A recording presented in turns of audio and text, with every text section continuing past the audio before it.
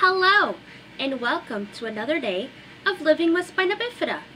Today is Mental Health Monday, and we are going to talk about ADHD or ADD. What is ADHD? ADHD stands for Attention Deficit Hyperactivity Disorder. It is a disorder defined by inattention, impulsivity, and or hyperactivity that affects functioning and development.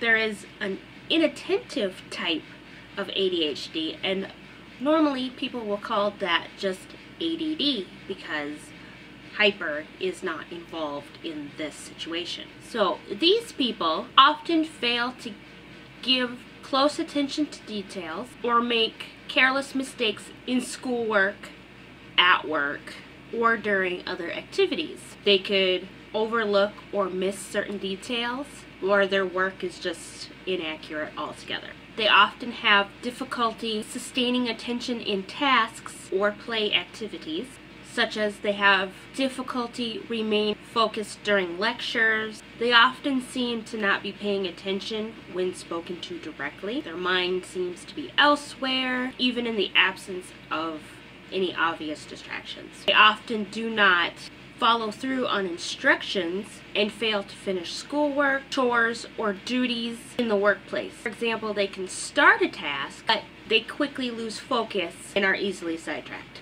They often have difficulty organizing tasks and activities. For example, they have difficulty managing sequential tasks, difficulty keeping materials and belongings in order, messy, their work is disorganized, poor time management, and they could fail to meet deadlines. They often avoid, dislike, or are reluctant to engage in tasks that require sustained mental effort, for example, schoolwork or homework. For older adolescents and adults, preparing reports, completing forms, reviewing lengthy papers. They often lose things necessary for tasks or activities. Their schoolwork, their school materials, papers, pencils, books, tools, wallets, keys, glasses, and phones. Often easily distracted by extraneous stimuli. For older adolescents and adults, this may include unrelated thoughts.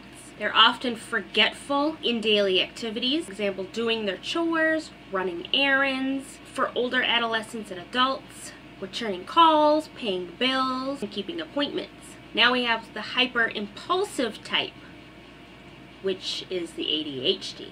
They often fidget, or tap their hands and feet, or squirm in their seat. They often leave their seat in situations when remaining seated is expected. For example, they leave their desk at school or in the office or other workplace. They often run or climb in situations where it is inappropriate. In adolescents or adults, this may be limited to feeling restless. Often unable to play or engage in leisure activities quietly. They are often on the go, acting as if driven by a motor. For example, they are unable to be or uncomfortable being still for extended periods of time, as in restaurants, meetings. It may be experienced by others as being restless or difficult to keep up with. They often talk excessively. They often blurt out an answer to a question before the question is finished being asked. For example, they complete people's sentences. They cannot wait for their turn in a conversation. They also have difficulty waiting their turn, like waiting in a line.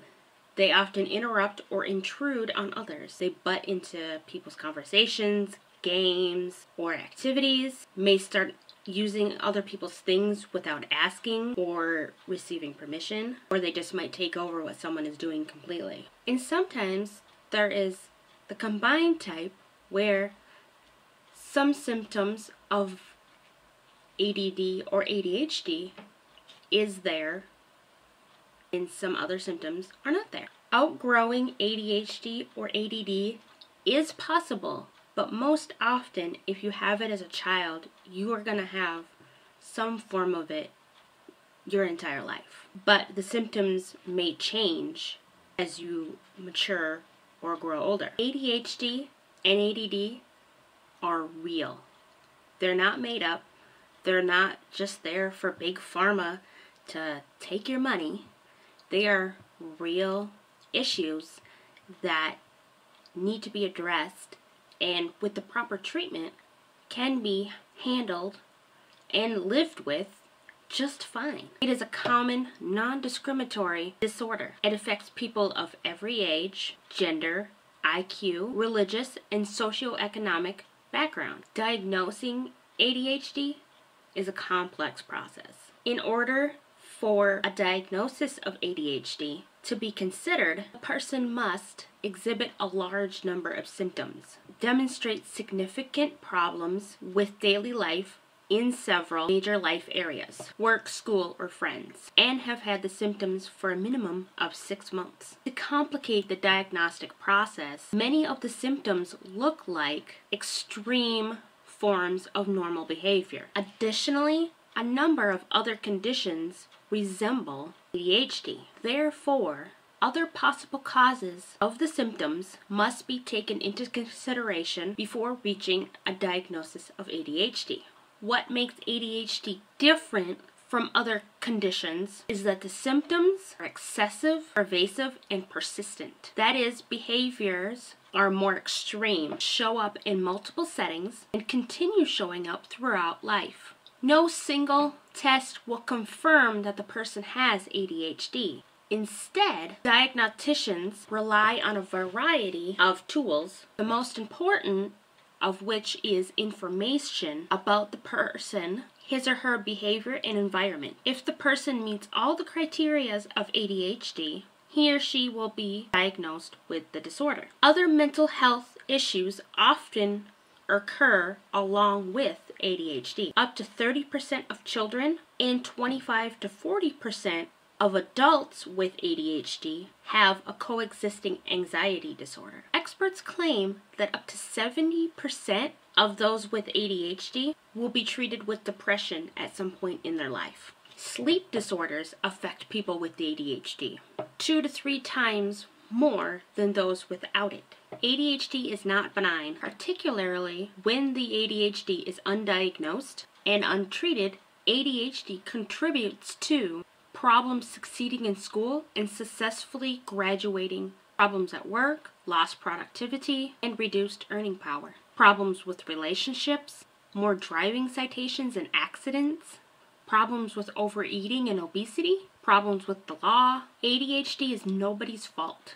It is not caused by moral failure, poor parenting, family problems, poor teachers or school, too much TV, food allergies, or excess sugar. Instead, research shows that ADHD is both highly genetic and a brain-based disorder. The factors that appear to increase a child's likelihood of having the disorder include gender, family history, parental risks, environmental toxins, and physical differences in the brain. ADHD treatment is multifaceted. Currently, available treatments focus on reducing the symptoms of ADHD and improving functioning. Treatments include medication, various types of psychotherapy, behavioral interventions, education or training, and educational support. Usually, a person with ADHD receives a combination of treatments. So, in short, ADHD is not a case of a kid being a kid. It's not a case of they need better parenting, they need a good whooping, they need more timeouts, they need more punishments. It's not a case of they need better self-control, they need better willpower.